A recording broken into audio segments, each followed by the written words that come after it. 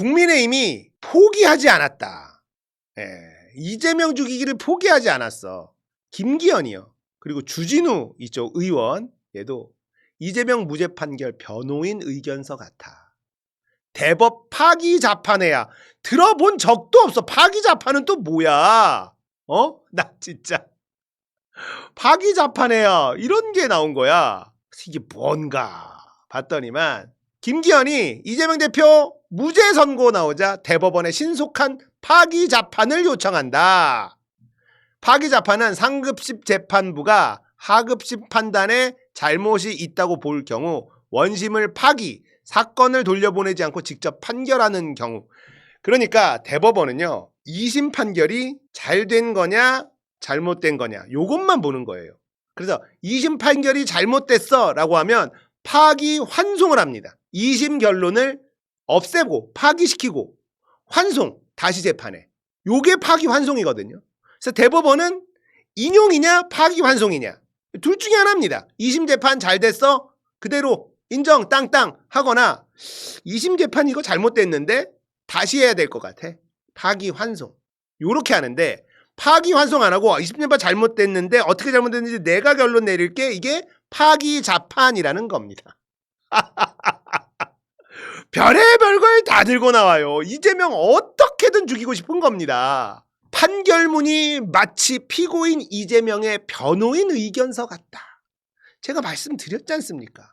삼성이 영향력을 행사했기 때문에, 이재용이 이재명 대통령을 밀고 있기 때문에 판사가 이재명 변호인 같은 판결문을 쓴 거예요.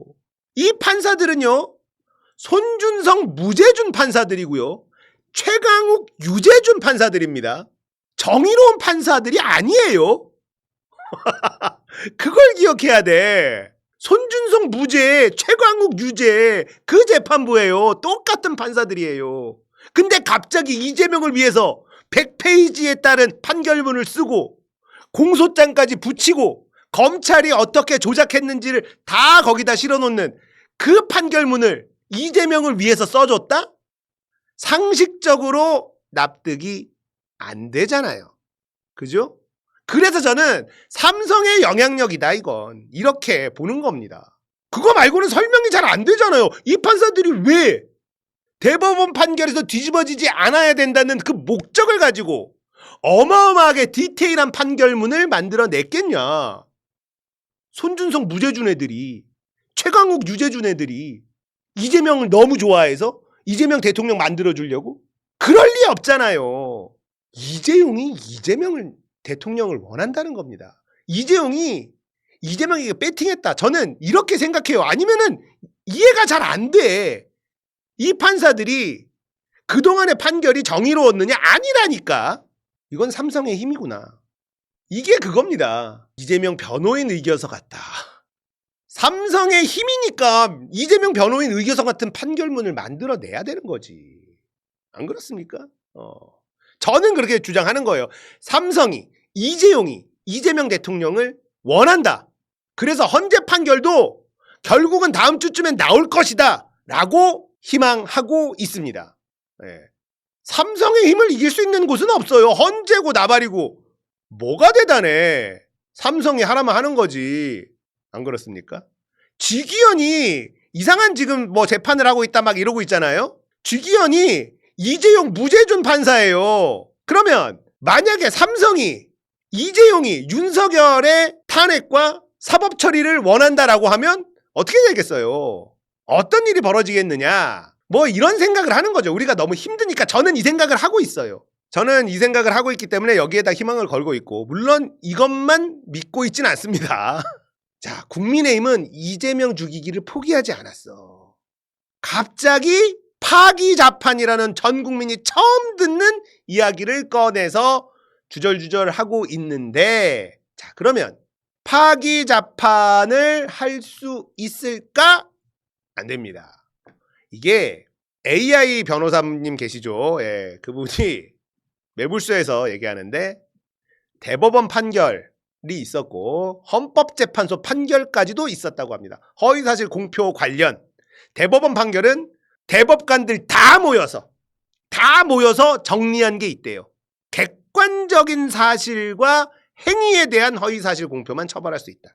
결론 나왔답니다. 이건. 그리고 이거 가지고 헌법재판소까지 가서 2021년도에 헌나 하면서 똑같은 결론이 나왔다고 합니다. 그래서 이재명 대표의 2심 판결은요, 인식에 대한 것은 처벌할 수 없다가 핵심이거든요. 그게 핵심이라서 여기에서 대법원에서 파기자판을 해서 이재명 유죄를 때린다? 택도 없다! 이렇게 얘기했습니다. 대법원의 판결, 대법관들 전원이 모여서 전원이 정리해서 내린 판례가 있고 헌법재판소에 판례가 있는데 그걸 뒤집을 수 있느냐? 불가능하다. 불가능하다. 그래서 대법원에서 파기자판할 가능성 완전 제로다. 이렇게 생각하시면 된다. 걱정하지 마시길 바라겠습니다. 자, 그리고 채팅창에서 뭐 기자들의 썰에 의하면 노영희 변호사가 뭐 이런 썰들 다 무시하십시오. 맞는 거 본 적이 없어요. 그 썰들 맞는 거 본 적이, 특히 노영희 변호사 이상한 썰들 많이 들고 오던데 그 썰을 믿을 바에 제 썰을 믿으세요. 아니 맞잖아. 이게 더 신빙성이 있지. 걔네들 뭐 근거도 없는데 이재명하고 이재용하고 만난 거는 어떡할 거야. 이런 거 어떡할 거냐고. 윤석열 돌아오면 이재용하고 삼성전자 어떡할 거야.